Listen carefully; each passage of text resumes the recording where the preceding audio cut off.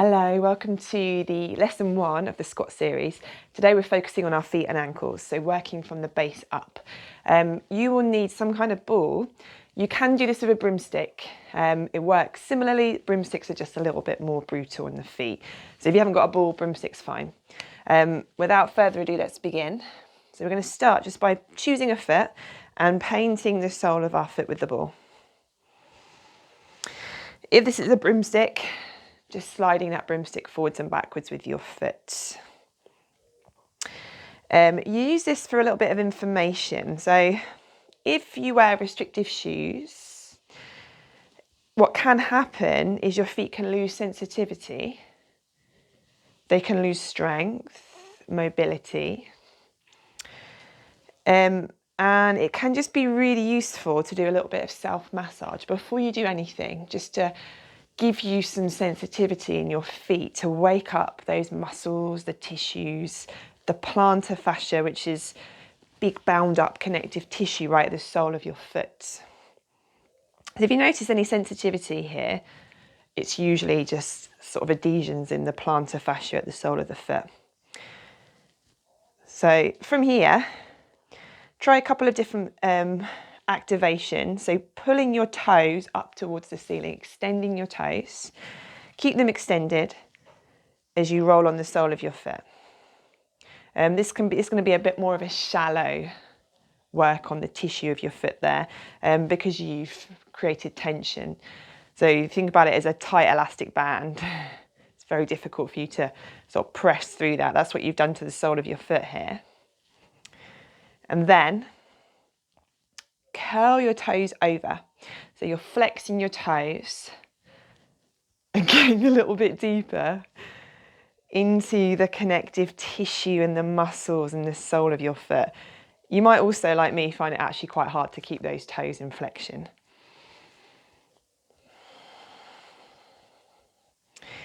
Beautiful. Taking the ball or the broomstick off to one side for a moment, standing in those feet, and then coming forward. So find a forwards fold. And as you come forwards, hands rest wherever they naturally land. Notice if you can feel any difference in your feet and in the connection up the backs of your legs. Just notice if one foot feels different from the other, and if it does, in what way.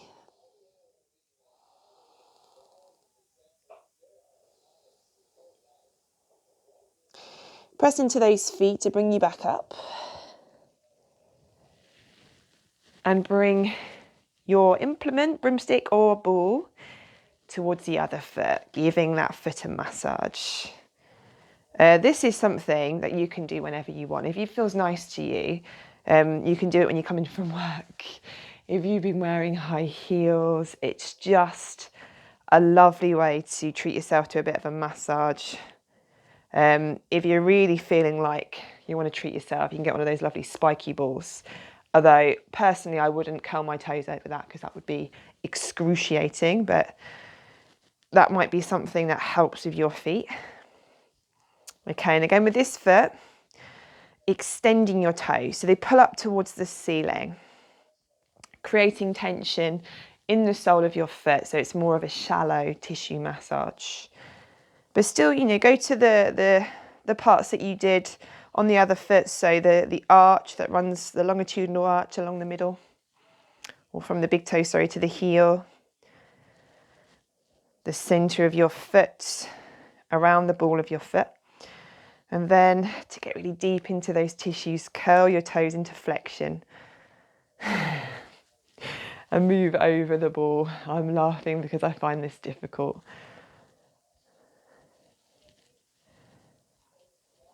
Lovely. Give that foot a rest. You don't need the ball anymore, so it can go off to one side. And when you're ready, come forwards. So use all your joints here. No need to touch the floor. This isn't about touching your toes. It's just about being aware of the connection of the tissues from the sole of your foot all the way up the back of your legs, and how that can affect your hips, how it can affect everything up the chain. Notice how your feet feel. Take your time to come back up. Press into the floor with your feet. Move your feet closer to each other. Slide your hands down to your knees. Glue these feet to the floor and begin to circle your knees around the outline of your ankles. So initially, keep those toes grounded. Keep your heels grounded and invite more movement further up. So this is about the ability for you to move your ankles into inversion and eversion. The ability for your feet to respond. As you go back the other way, you might want to lift your hands here. And each time your knees come forwards over your toes, let your heels lift away from the floor. So your knees start to move closer to the floor.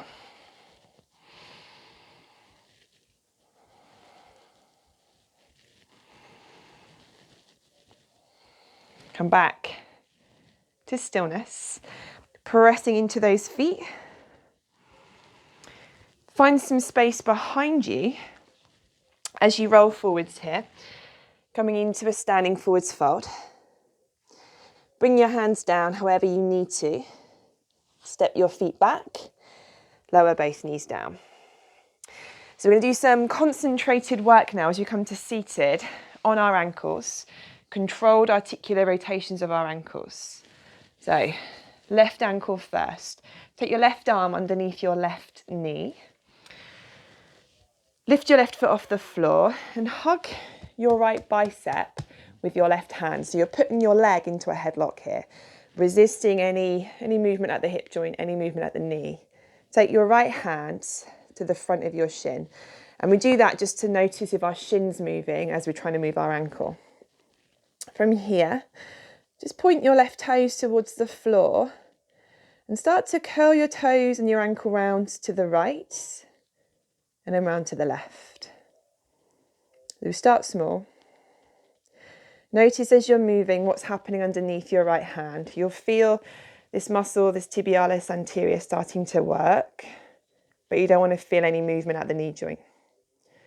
As your toes go round to the right now, scoop your toes towards the ceiling, pressing your heel down, pull them round to the left, and keep this circle going. So we're looking for maximum movement at our ankle, zero movement at our knee joint.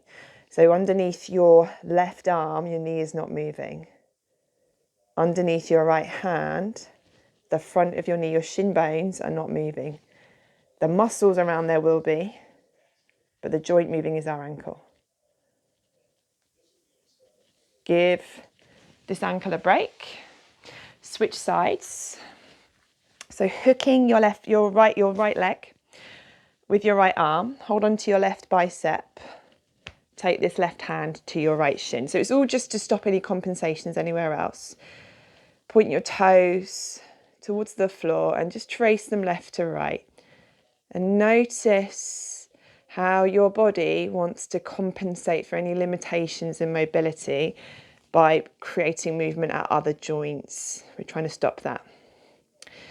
As you trace your toes round to the right, now pull them to the ceiling, pull them round and point them down. Really get that movement going.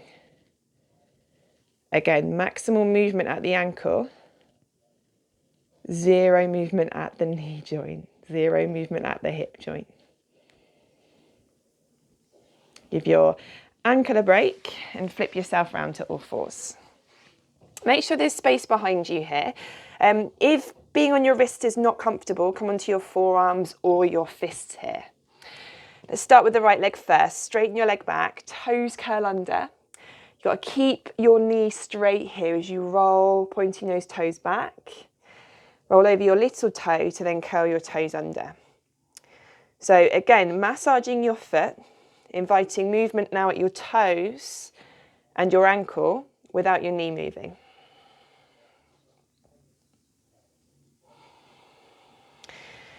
And as you return to the ball of your right foot, press actively into each hand and your left knee as you lift your right leg up. Bend your right knee, pull your heel to your bottom. So this is a hip controlled articulation, which we're going to return to throughout this series.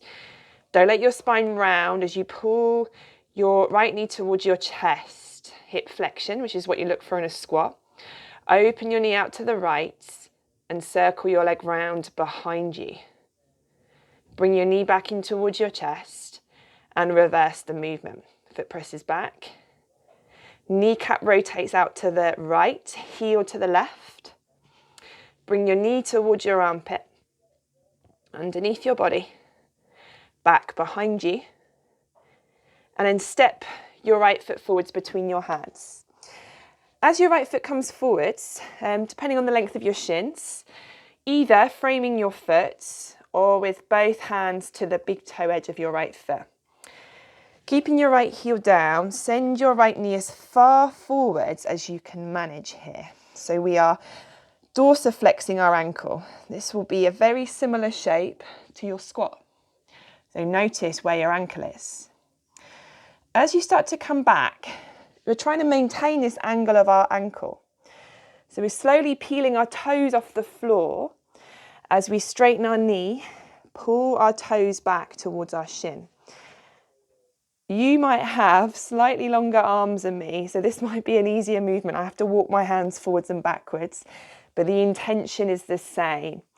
You're keeping your angle in as much dorsiflexion as you can manage, both with your weight through it and with your weight out of it.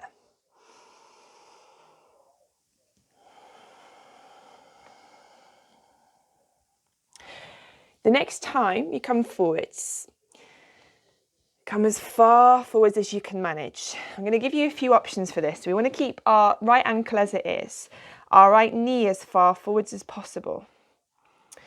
To create the work here, if there's any problems in your knees, stay as you are and focus on drawing your weight forward so your chest comes forwards.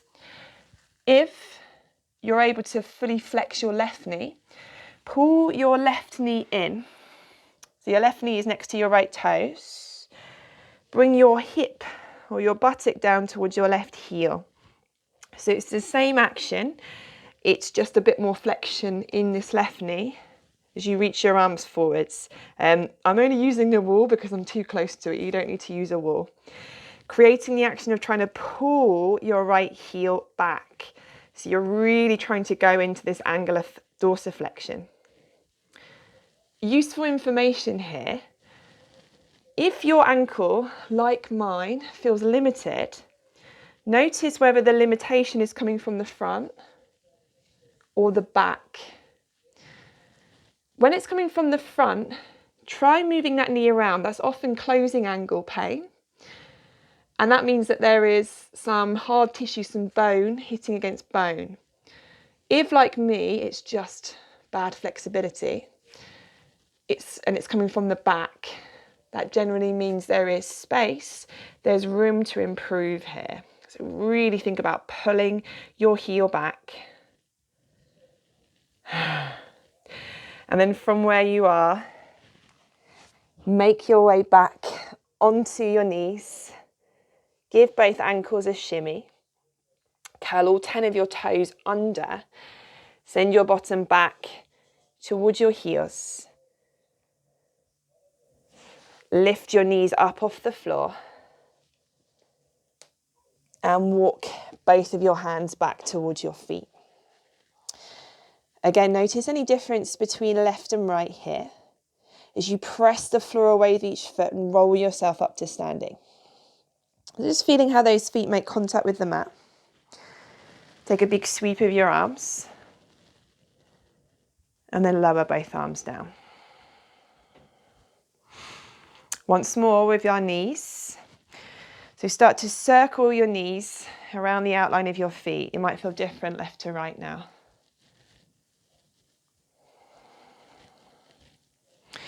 And again, as you change direction, we're going to let all of the edges of our feet lift. So we're rolling to those edges.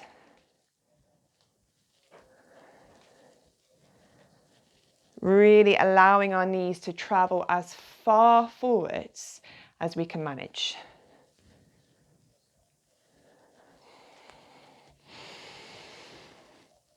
And then coming back to stillness. Reach your arms up, come forwards, use all of the joints available to you here. Bring yourself back, down onto your knees. This time left leg comes back. Toes curl under, roll over the ball of your left foot. Make sure there is minimal movement at your left knee here. So it's all about your toes and your ankle.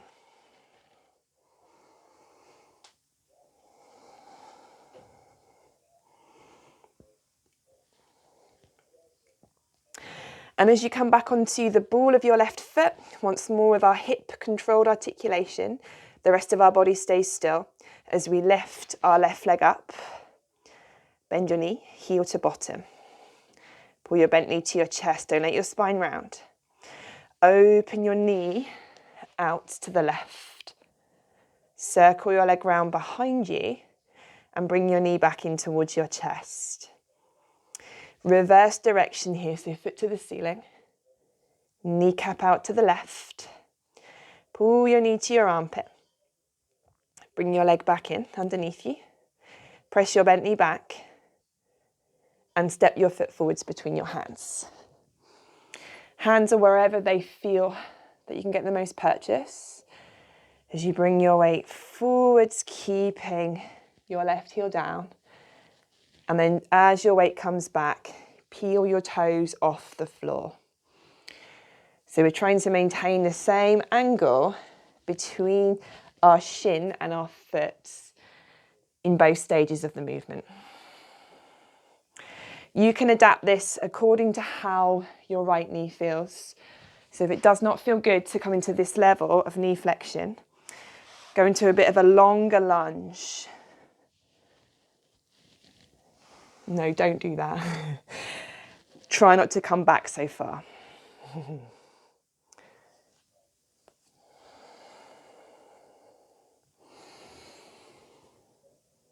Beautiful. As you come forwards, once more, really encouraging this deep dorsiflexion of your ankle. So you're sending your left knee forwards, pressing down into your heel. You can stay here, keeping your weight over your foot. You can reach your arms forwards, or you can pull this right knee in underneath you. You get the same work, they're just different positions, noticing how you feel.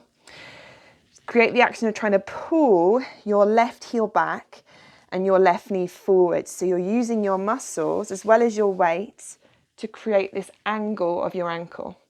And again, you can play around here. If the restriction feels like it's coming from the front, try shifting your knee in and out, noticing whether there are better angles for you. If it's all from the back, this is just generally tissue, soft tissue tightness. This we can work with.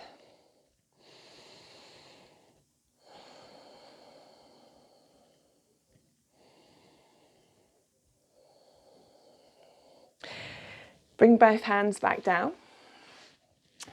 Take your feet out of that position as you give those feet a lovely shimmy here. With your knees nearer to each other now, curl your toes under and start to send your weight back. Again, this can be limited by knee flexion. You don't need to have your knees as deep into flexion as I've got them to stretch out the soles of your feet. Just find what works for you. As you come back, I'm going to offer you varying angles to really increase or decrease the amount of stretch you're bringing into the soles of your feet here. So you might stay where you are. You can walk your hands closer. You can keep your legs as they are and bring the weight out of your hands. So your weight is all over those feet. Wherever it is that you are, check that you can get all 10 toes, including that little toe, which is often elusive, to curl under. So the weight is through your heels, down into the balls of your feet. Another option here is to just try pulling your heels nearer to each other, enough to bring some really firm weight into your big toes. Let your breath slow down, so you're telling your body this is safe.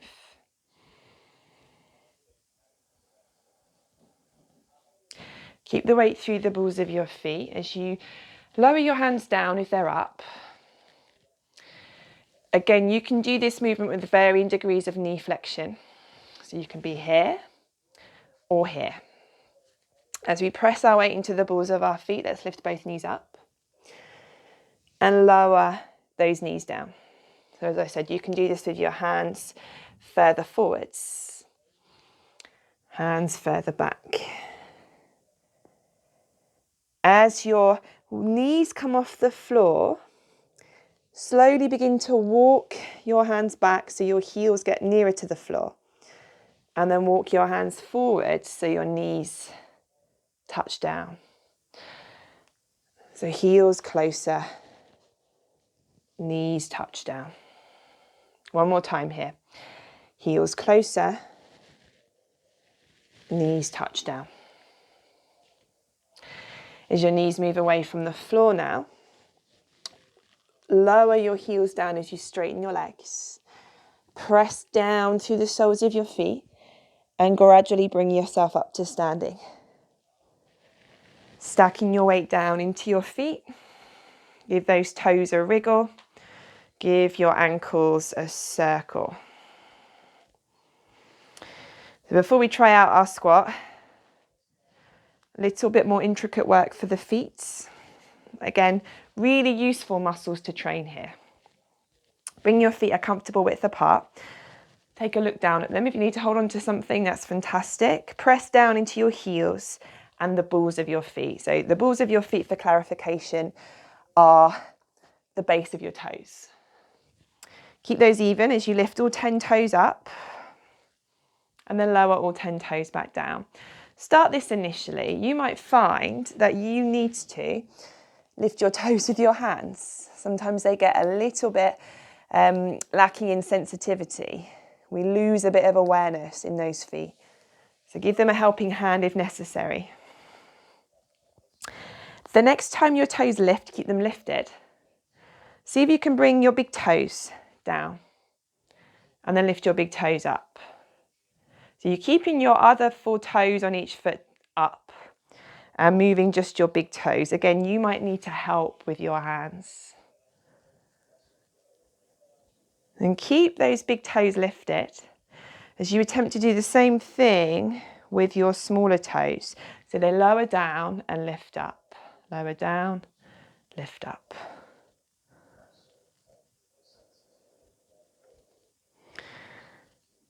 Fantastic.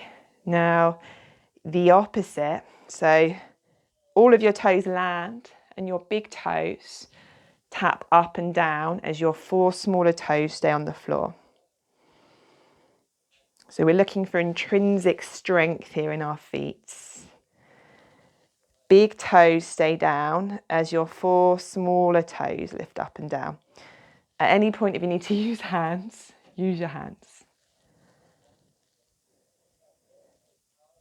Now lift all of your toes up like you're drumming your fingers. See if you can slowly undulate them down to the floor and then slowly peel them up one at a time. I mean, mine are not quite there, but the intention is at least there.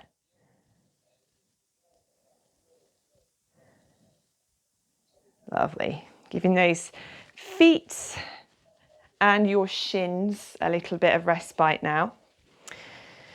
And now looking to see how this activation, this work, can be moved into our squatting pattern. So just go to the place where you usually squat from. Notice what's going on in your feet. So what tends to happen, the reason why I want us to work on our feet, is missing any ankle dorsiflexion, missing any hip stuff. You'll see that because your knees will start to cave in. So you start to kind of roll to the edges of your feet. So I want you, as you come into your squat, to keep your weight evenly spread along the ball of your foot. So you don't let the little toe edges of your feet come up.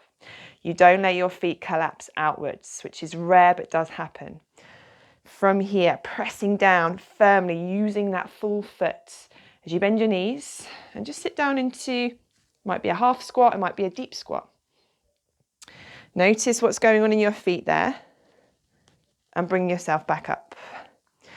Try a few different variations in the stance of your feet. So you might have one forwards, then the other. Feet nearer to each other. So all of this, as you can see, I struggle with. This is why I do so much work on my feet. They have a long way to go. As you're lifting up and down, really take the time to feel those feet. To notice any caving in. You will see it because you'll feel a bulging at the inner arches of your feet. You'll see because different areas of your feet will be red or white. The next time you come down, pause at the deepest squat you can manage. Notice where your feet are. Can you lift your toes? Can you press down into the base of each big toe? Can you feel the weight in your heels? Can you send your knees forwards? As you press into your feet, come back up. We try this one more time.